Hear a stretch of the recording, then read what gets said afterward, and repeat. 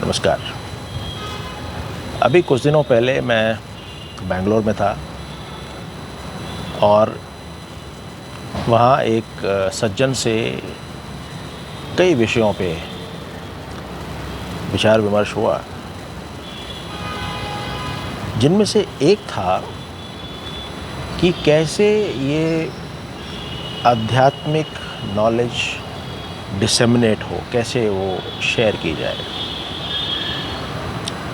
और तभी सवाल आया कि नॉलेज एक तो वो हो गई जो हम किताबों में पढ़ रहे हैं और जिसका कि कोई प्योरली एकेडमिक ओरिजिन है, और उसके बाद में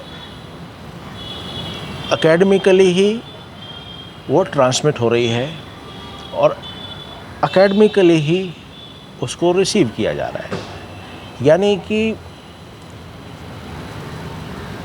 थ्रू आउट, शुरू से लेके आखिर तक वो सिर्फ एक माइंड का गेम हो रहा है, जिसमें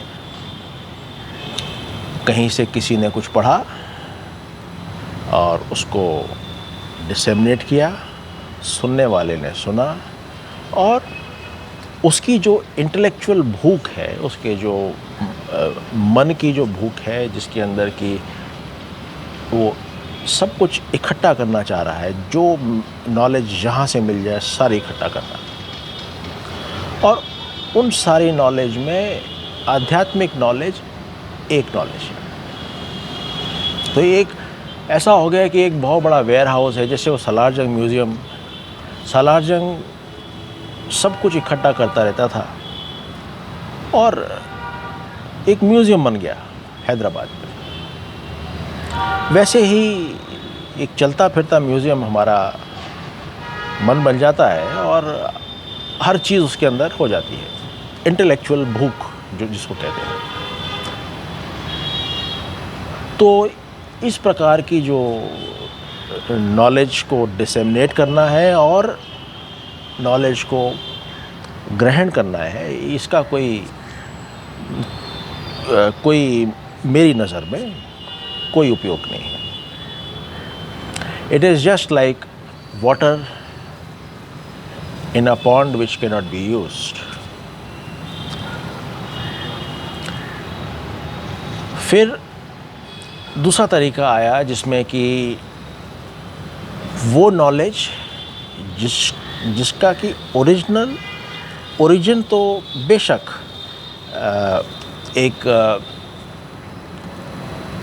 प्रैक्टिकल होने के बाद, प्रैक्टिकल अनुभव होने के बाद उसको श्रुति से उसको बताया गया और कहीं पे उसको डॉक्यूमेंट किया गया। और अब जब हम उसको ले रहे हैं तो उसको इंटेलेक्चुअली उसको ले रहे हैं, मानसिक तल पे हम उसको ग्रहण कर रहे हैं और फिर उसी नॉलेज को हम अपने जीवन में अप्लाई कर रहे हैं। और फिर जो हमने पाया है उस नॉलेज के साथ उसका सत्यापन हो रहा है, जिससे हमें पता लग रहा है कि हम एक सही रास्ते पर हैं। तो इस तरह से अर्जित की गई नॉलेज ही हमारे को किसी एक मुकाम पे पहुंचा सकती है। और जो हमारा जो जर्नी है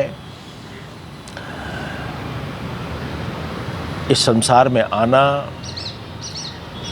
रहना और चले जाना और फिर आना, ये जो जर्नी है, जो साइकिल है, रिपीट होती रह रही है, किसी ना किसी तरीके से इस अंडरस्टैंडिंग की वजह से ये साइकिल को विराम मिल जाएगा।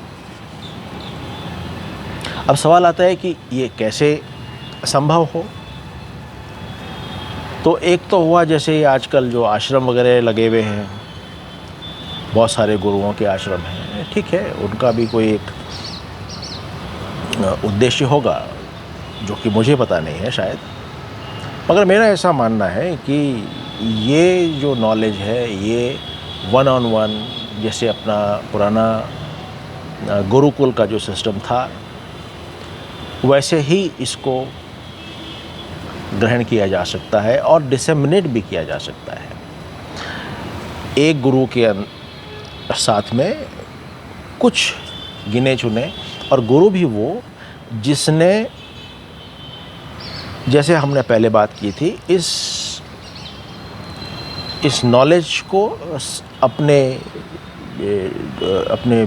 बिहेवियर में, अपने रोज़मर्रा के आदतों में इसको सम्मिलित किया हुआ है, वो आत्मसार हो चुकी है, और वो जीने के बाद में उसने जो पाया और वो सत्यापित हो चुका है, उस गुरु की बात हो रही है। उस गुरु के अंडर में जब बच्चे होंगे तो वो जीवन जीते हुए इस नॉलेज को ग्रहण भी करेंगे और सत्यापित भी करेंगे और इसको आत्मसात भी करेंगे। फिर ये जो खजाना है, इस खजाने का उपयोग इस तरीके से हम अपने उत्थान के लिए कर पाएंगे। ये एक बहुत ही प्रैक्टिकल एप्लीकेशन लगा, और इसी कारण से हमने जब ऋषिकेश में जब अपना सेंटर इस्टेब्लिश किया, उसका फॉर्मेट भी यही था कि लोग आएंगे, वहाँ कहीं इस तरह का कोई फॉर्मलाइज्ड शेड्यूल नहीं होगा, उस नॉलेज को वो जिएंगे और जब तक जीना चाहें जिए, उसको उसी के हिसाब से अपना जीवन आगे बढ़ाएं। मेरी नज़र में ये एक प्रैक्टिकल तरीका है और इस पे और भविष्य में इस पे विचार विमर्श किया जा सकता है। आप भी अपने जो कमेंट्स हैं वो कमेंट्स बॉक्स में डाल के बताएं, जिससे कि हम उस पे भी आगे बात कर सकें। शुक्रिया।